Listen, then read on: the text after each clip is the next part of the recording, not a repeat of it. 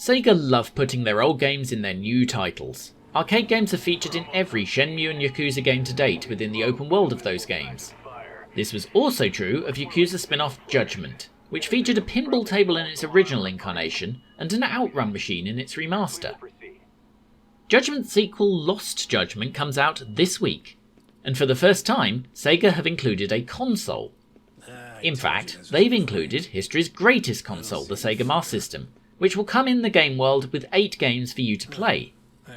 But what are those 8 games, and which should you be playing first? Well, that's why I'm here, because there's some classics in there, and one whose inclusion is very interesting indeed. So here is a whistle-stop tour of all 8 for you. Alex Kidd in Miracle World. Okay, first things first, don't call him Alex the Kid and out yourself as an idiot on the internet. Alex Kidd in Miracle World is going first here because it's going to be new to virtually no one. If it is new to you, then it's this rock-hard platform classic starring the man who was Sega's mascot before they recreated a common meme using a speedy blue hedgehog. Miracle World was the first Alex Kidd game back in 1986 and is well known everywhere, because it was the built-in game for a large number of both the original Master System and Master System 2 machines. It even recently got a slightly divisive remake on the modern consoles. And if you are entirely new to the machine, this is going to be a very good place to start. A contemporary of Nintendo's first Super Mario game, Alex Kidd shows off how much the Master System can do immediately by being the noticeably prettier game of the two, at least on first impressions. It's got variety too. Within the first couple of minutes, and I'm deliberately showing you all these games right from the beginning to avoid spoiling them too much, you've had excellent descending platforming and you're straight into the water without the game missing a beat. I can't promise you'll love Alex Kidd. It's aged a little, it's unforgiving, the hit detection is sometimes quirky, and at least at first you're going to be dead in under 5 minutes. But if you say Master System to almost any gamer, they're going to think of this first, and for that reason it's a great place for you to start.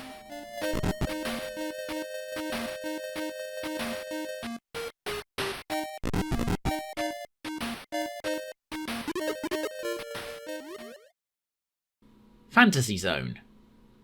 Pre-Sonic, Mr. Kidd had one big rival as the mascot of the Sega brand as a whole, and that was Opa Opa, star of Fantasy Zone.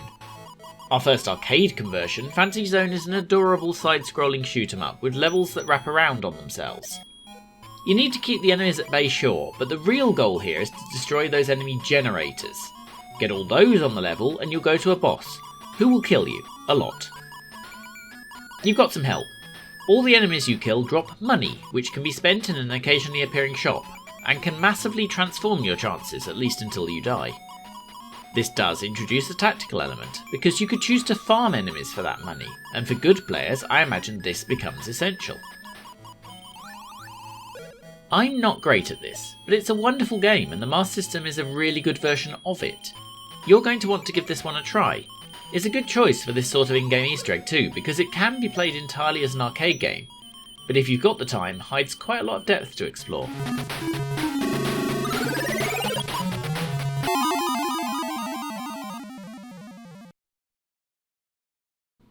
Secret Command.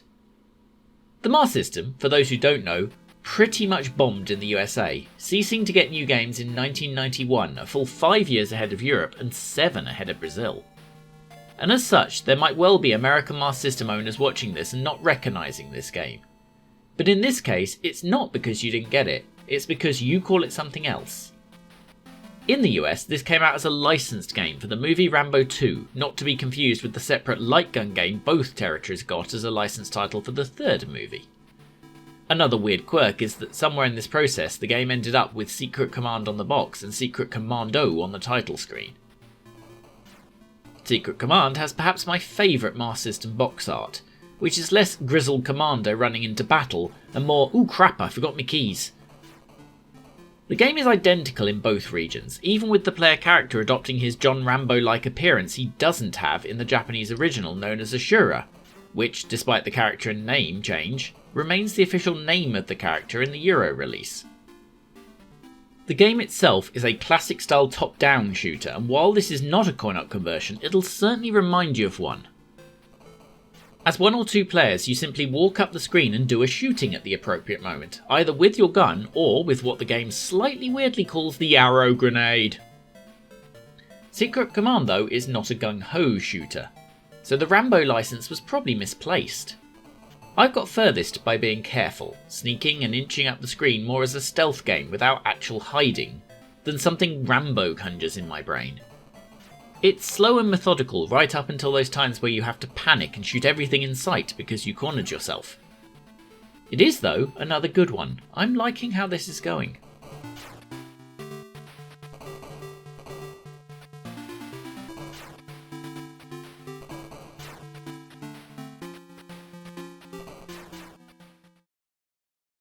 Enduro Racer.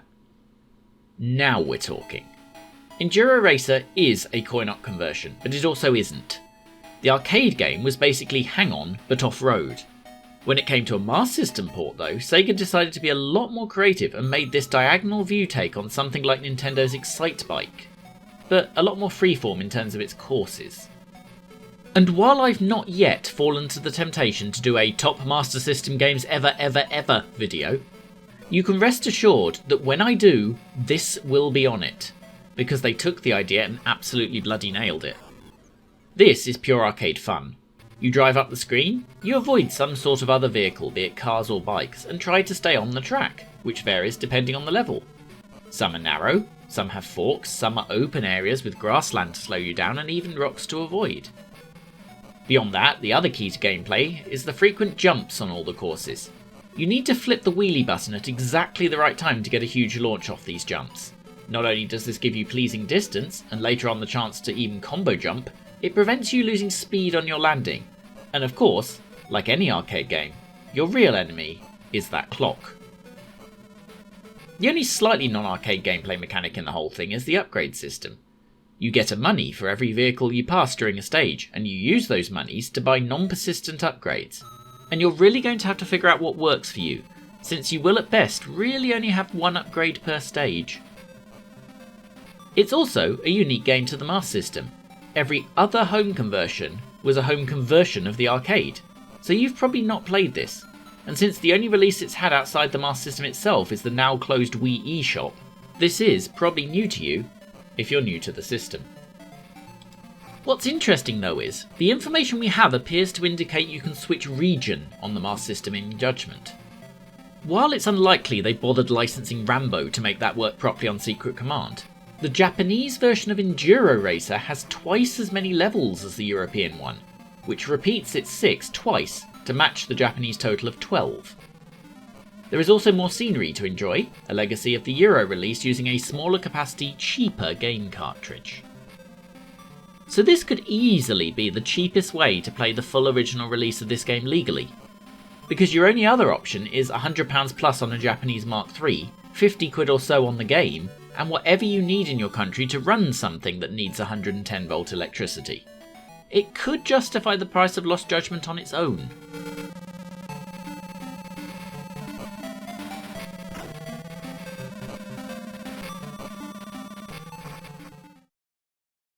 Penguin Land. Penguin Land is adorable. Let's lead with that. Because it's probably a good thing it's adorable. It can also be really frustrating. Essentially, it's a puzzle game where you have to shepherd the egg safely down from the top of the level to your waiting but apparently really lazy comrades in the ship. The egg can survive falling quite happily, which is good because it's gonna, but is susceptible to enemies and incidents like you landing on it because you're a big clumsy idiot who is clumsy. It's deceptively fiendish. The penguin, who the manual tells me is tastefully called Overbite, can only eat rocks on the same level and to his side. So it's very easy to get you or the egg trapped somewhere, and if you leave the egg sitting in one place too long, then an idiot bird is going to come down and dump a rock on it. There is also a time limit for the level as a whole. Penguin Land has longevity on its side. It's got 50 levels, of which you can start 30 right from the start, and if that's not enough, the cartridge's battery backup allows a full level editor, although whether these will persist within Lost Judgment I can't tell you. It's a lovely addition, this. A game that not that many have played, but one that's pretty unique and charming.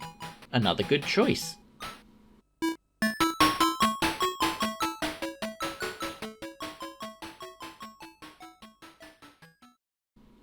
Quartet. So I've left this one a few in so you trust me, because Quartet is a Sega arcade game conversion, and I'm going to confess right up front I do not like it, for a multitude of reasons. What we have here is an arcade platform shoot 'em up, and thus it needs to add difficulty quickly over a home game. It does this by having awful jumping controls, and by enemies being absurdly numerous, overpowered, and which respawn approximately 0.2 of a second after you kill them. In the arcades you can mitigate this somewhat, as the name suggests it supports 4 players. The Master System as a console can only do 2, and so the same of Quartet. Assuming you can hack all of the above, Quartet is not uninteresting. There's a variety of enemies and pretty sensible level lengths where you have to find both the exit and a key to use with it. It is, though, not for me. But it's a Master System game which is surprisingly expensive to get for a Sega first-party title. And while that version didn't review well, the other home conversions to the 8-bit home computers fared much worse. So this probably is the home version to play. So actually I'm not upset to see it included in this compilation, where it'll get an audience it's never got before. Give it a go, if only to call me an idiot.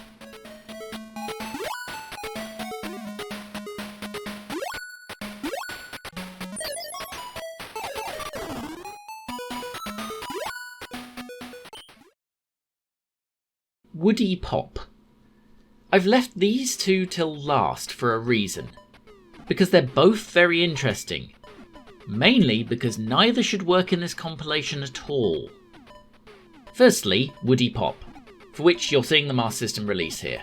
This was released only in Japan, and was the last release using the cute little cheap game cards instead of a cart. But that version of the game only works with the Sega paddle controller and not a pad.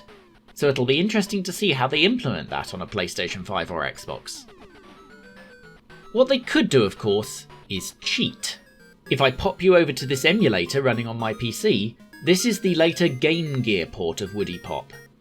The Game Gear is very close to the Master System in hardware terms, and it's not impossible that they'll just stick this version on Judgement and hope we don't notice. But in either case, since I don't own a paddle controller, we're going to have to play this version as a demonstration. And it's Breakout. Or rather it's Arkanoid, because it's got power-ups. A lot of them, in fact. But it controls as well as any of the other games of this type I've tried that have had to rely on a traditional digital control pad. It's an interesting one with quite a lot of personality, and a level or two in some really weird bonuses, including a block that when hit spews out robots for your ball to bounce off in a fashion that may or may not be helpful. I can see where their rationale for choosing this is. With the debatable exception of Alex Kidd, which is still the only real platformer of the bunch, most of these games are the Master System road less travelled. I get the feeling someone in charge is a fan, and is trying to showcase things they like, and I see why they liked this, whichever version Lost Judgment ends up having.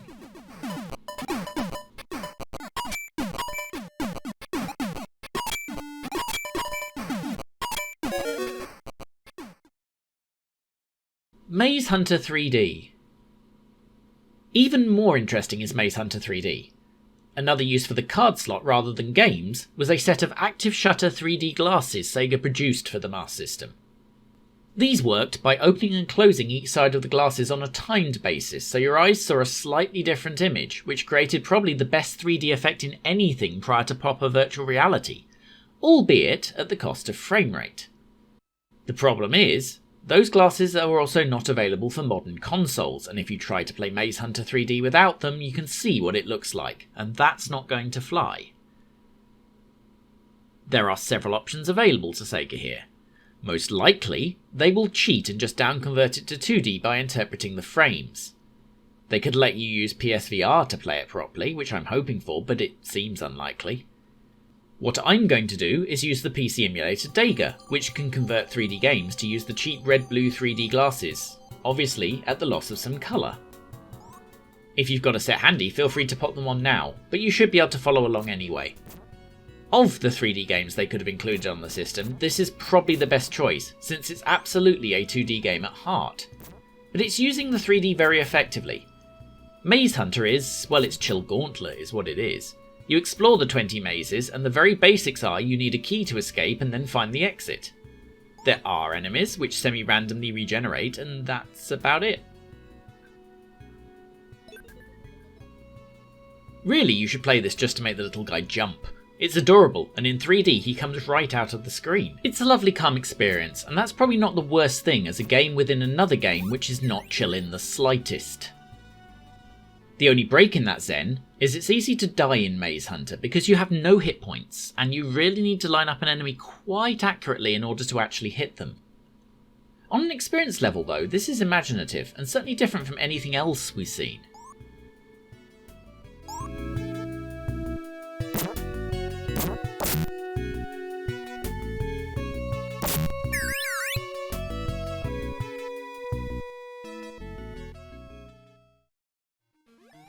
So there's your 8 Master System games that come as a freebie in Lost Judgment, and it's a pleasingly eclectic selection. They haven't gone down the easy route of just throwing in Sonic, Golden Axe and Shinobi, but have hunted down some games that even Sega devotees won't have played all of.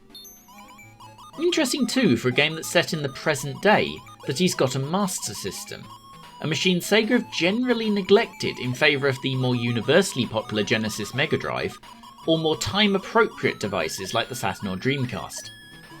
There are strong rumours that Sega are putting together a proper Master System mini console, and maybe this is a testbed for that. If so, let's hope they've got something up their sleeves to give that, and this, some actual 3D in some form. In the meantime though, consider Lost Judgment. The Yakuza games in general are a silly good time, even if fighting isn't normally your thing, and their cities usually have a huge number of things to discover. Plus, if you were to buy these games on eBay, they would cost you more than the game would. And that's before you buy 2 regions of Master System and those 3D glasses, which incidentally only work on a CRT TV. If you don't know us, we're Yesterzine. Our main series runs monthly and plays the highest and lowest scoring games in an old gaming magazine to see how time treated them and what the industry was like at the time. But if Master System is your thing, you'll find your share of videos here too, including the new Master System games released in 2021, and the 12 days of Master System, showing you the first 12 cheap Master System games you should buy if, after playing Lost Judgment, you make the leap to real hardware. Please ignore I recycled quite a lot of the Enduro Racer script from that episode, and have a lovely day. Goodbye.